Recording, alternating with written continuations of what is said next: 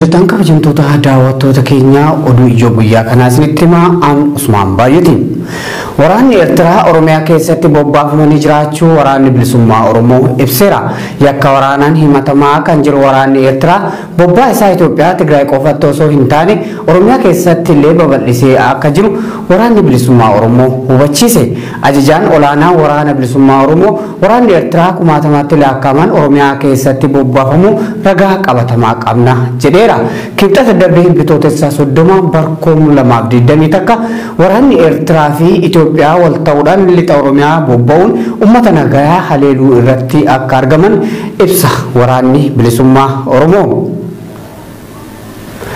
Ajjechaa sukkanneessaa Oromoota Walloo irratti raawwatame ilaalchisee viidiyoon tokko ijoo miidiyaalee hawaasaa ta'eetiin jira.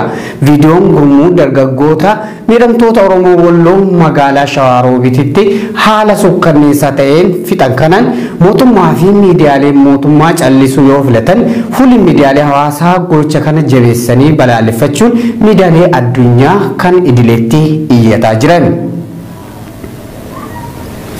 Miidhama Oromoo ilaalchisee dhaabbileen mootummaa fi mirga namummaa Itoophiyaa callisuun uummata bal'aa keessatti gaafii kaasaa jira.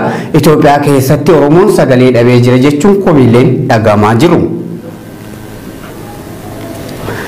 Milishoonni naannoo Amaaraa weerara naannoo Beeshaangul Gumuz godina Matakkal aanaa Daanguritti guyyaa kaleessaa gaggeessaniin saba Gumuz irraa namoonni 20 olitti lakkaa'aman ajjeefamuun gandi hawaasa Gumuz kan Maanjaarii jedhamus guutumatti ibiddaan barbadaa'ee jira jechuun jiraattonni naannoo san jiran bilbilaan Oromiyaa miidiyaa neetwoorkiitti himaniiru.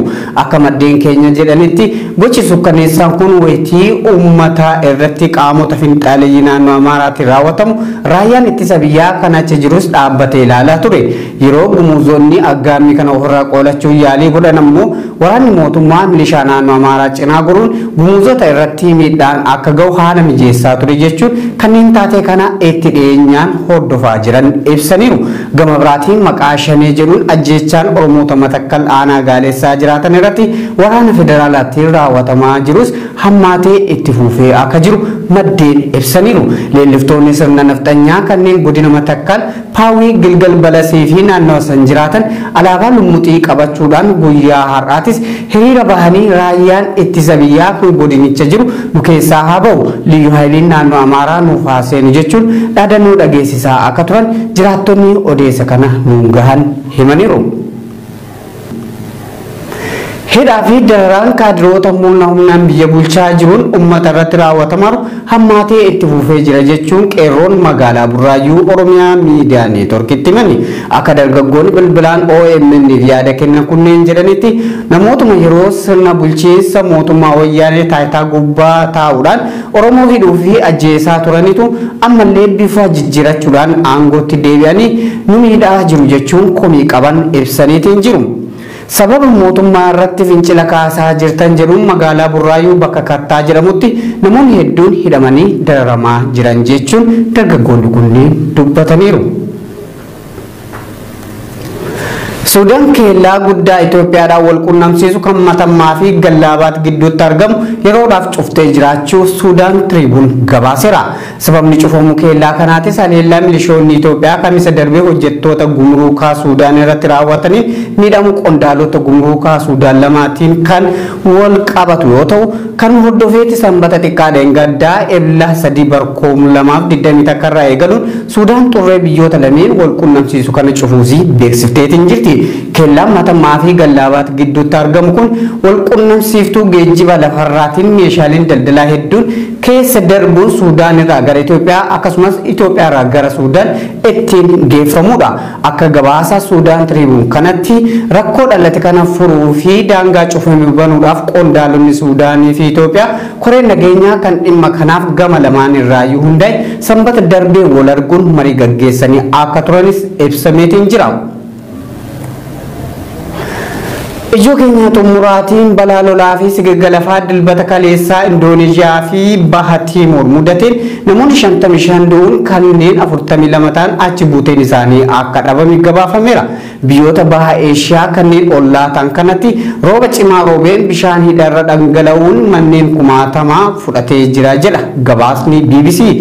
Naannoo lolaa kanaan miidhamee Odola Flores baha Indoneeshiyaatti hanga baha Timooritti kan argamu akka ta'es ibsameera. Dabalataan baha Timoor bakka Timoor Leeste jedhamuun beekamtu keessatti namoonni 21 du'aniiru jechuun AFP'n qondaala naannichaa tokko waabeffachuun gabaaseetiin jira. Toleekaa kabajamtoota daawwattoota keenya ijoon keenya kan guyyaa kanaaf isin dhiyeessaa ture kanan gammaa daawwattanidha. Oduu isinitti mul'isu wajjin kan turan Usmaan Baay'ooti, ogeessi kaameraa Bayaan Abdul Jaliil, gama qindeessuu suur-sagaleetii Abdii Jamaalillee na wajjin ture. Odeeffannoo wayitaawaa argachuudhaaf chaanaalii yuutuubii OMN sabskiraayib godhaa isin jedha. Qophiileen hojjetan kabajamtoota daawwattoota keenya oduu ijoo guyyaa kanaa isinitti himaa an Usmaan Baay'ooti. Waraanni Eertiraa Oromiyaa keessatti bobbaafamanii jiraachuu waraanni bilisummaa Oromoo ibseera. Yakka waraanaan himatamaa kan jiru waraanni Eertiraa bobbaa isaa Itoophiyaa Tigraay qofatti osoo hin taane Oromiyaa keessatti illee babal'isee akka jiru waraanni bilisummaa Oromoo hubachiise. Ajajaan olaanaa waraana bilisummaa Oromoo waraanni Eertiraa kumaatamatti lakkaa'aman Oromiyaa keessatti bobbaafamu ragaa qabatamaa qabna jedheera. Kibxata darbee bitootessa 30 barkoom 2020 takka waraanni Eertiraa fi Itoophiyaa wal ta'uudhaan lixa Oromiyaa bobba'uun uummata nagayaa haleeluu irratti akka argaman ibsa waraanni bilisummaa Oromoo. Ajjechaa sukkanneessaa Oromoota Walloo irratti raawwatame ilaalchisee viidiyoon tokko ijoo miidiyaalee hawaasaa ta'eetiin jira. Viidiyoon gurmuu dargaggoota miidhamtoota Oromoo Walloo magaalaa Shawaaroobiititti haala sukkanneessaa ta'een fixan kanaan mootummaa fi miidiyaaleen mootummaa callisuu yoo filatan fuulli miidiyaalee hawaasaa gocha kana jabeessanii balaaleffachuun miidiyaalee addunyaa kan idileetti iyyataa jiran. Miidhama Oromoo ilaalchisee dhaabbileen mootummaa fi mirga namummaa Itoophiyaa callisuun uummata bal'aa keessatti gaafii kaasaa jira. Itoophiyaa keessatti Oromoon sagalee dhabee jira jechuun komiileen dhagamaa jiru. Milishoonni naannoo Amaaraa weerara naannoo Beeshaangul Gumuz godina Matakkal aanaa Daanguritti guyyaa kaleessaa gaggeessaniin saba Gumuz irraa namoonni 20 olitti lakkaa'aman ajjeefamuun gandi hawaasa Gumuz kan Maanjaarii jedhamus guutumatti ibiddaan barbadaa'ee jira jechuun jiraattonni naannoo san jiran bilbilaan Oromiyaa miidiyaa neetwoorkiitti himaniiru. Akka maddeen keenya jedhanitti gochi sukkanneessaan kun wayitii uummata irratti qaamota finxaaleeyyii naannoo Amaaraatiin raawwatamu raayyaan ittisa biyyaa kan achi jirus dhaabbate ilaalaa ture. Yeroo Gumuuzonni aggaamii kana ofirraa qolachuu yaalii godhan ammoo waraanni mootummaa milishaa naannoo Amaaraa cinaa goruun Gumuuzota irratti miidhaan akka gahu haala mijeessaa ture jechuun kanneen taatee kana itti dhiyeenyaan hordofaa jiran ibsaniiru. Gama biraatiin maqaa shanee jedhuun ajjeechaan Oromoota Matakkal aanaa Gaaleessaa jiraatan irratti waraana federaalaatiin raawwatamaa jirus hammaatee itti fufee akka jiru maddeen ibsaniiru.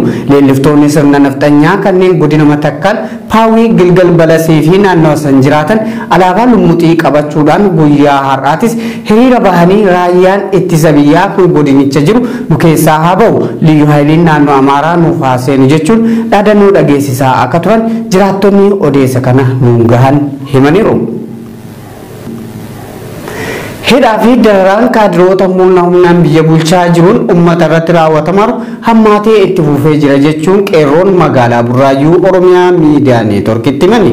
Akka dargaggoonni bilbilaan OMN'f yaada kennan kunneen jedhanitti namootuma yeroo sirna bulchiinsa mootummaa wayyaanee taayitaa gubbaa taa'uudhaan Oromoo hidhuu fi ajjeesaa turanitu ammallee bifa jijjiirachuudhaan aangootti deebi'anii nu miidhaa jiru jechuun komii qaban ibsaniitiin jiru. Sababa mootummaa irratti fincila kaasaa jirtan jedhuun magaalaa Burraayyuu bakka Kattaa jedhamutti namoonni hedduun hidhamanii dararamaa jiran jechuun dargaggoonni kunneen dubbataniiru. Suudaan keellaa guddaa Itoophiyaadhaan wal quunnamsiisu kan Matammaa fi Gallaabaat gidduutti argamu yeroodhaaf cuftee jiraachuu Suudaan Tiriibuun gabaaseera. Sababni cufamuu keellaa kanaatis haleellaa milishoonni Itoophiyaa kamisa darbee hojjettoota gumruukaa Suudaan irratti raawwataniin miidhamuu qondaalota gumruukaa Suudaan lamaatiin kan wal qabatu yoo ta'u kan hordofeetti sanbata xiqqaadhaan gaddaa ebla 3 barkoom 2020 takkarraa eegaluun Suudaan xurree biyyoota lameen wal quunnamsiisu kana cufuusii beeksifteetiin jirti. Kellaan Matamaa fi Gallaabaat gidduutti argamu kun wal quunnamsiiftuu geejjiba lafarraatiin meeshaaleen daldalaa hedduun keessa darbuun Suudaan irraa gara Itoophiyaa akkasumas Itoophiyaa irraa gara Suudaan ittiin geeffamudha. Akka gabaasa Suudaan Tribune kanatti rakkoo dhalate kana furuu fi daangaa cufame banuudhaaf qondaalonni Suudaanii fi Itoophiyaa koreen nageenyaa kan dhimma kanaaf gama lamaan irraayyuu hundaa'e sanbata darbee wal arguun marii gaggeessanii akka turanis ibsameetiin jira. Ijoo keenya xumuraatiin balaa lolaa fi sigalafaa dilbata kaleessaa Indoneeziyaa fi Baha Timor mudateen namoonni 55 du'uun kanneen 42 ta'an achi buuteen isaanii akka dhabame gabaafameera. Biyyoota Baha Eeshiyaa kanneen ollaa ta'an kanatti rooba cimaa roobeen bishaan hidharra dhangala'uun manneen kumaatamaa fudhatee jira jedha gabaasni BBC. Naannoo lolaa kanaan miidhamee Odola Flores Baha Indoneeziyaatti hanga Baha Timoritti kan argamu akka ta'es ibsameera. Dabalataan Baha Timor bakka Timor Leste jedhamuun beekamtu keessatti namoonni 21 du'aniiru jechuun AFP'n qondaala naannichaa tokko waabeffachuun gabaaseetiin jira. Toleekaa kabajamtoota daawwattoota keenya ijoon keenya kan guyyaa kanaaf isin dhiyeessaa ture kanan gammaa daawwattanidha. Oduu isinitti musu wajjin kan turan Usmaan Baay'ooti ogeessi kaameraa Bayaan Abdul Jaliil gama qindeessuu suur-sagaleetii Abdii Jamaalillee na wajjin ture. Odeeffannoo wayitaawaa argachuudhaaf chaanaalii YouTube OMN subscribe godhaa isin jedha qophiileen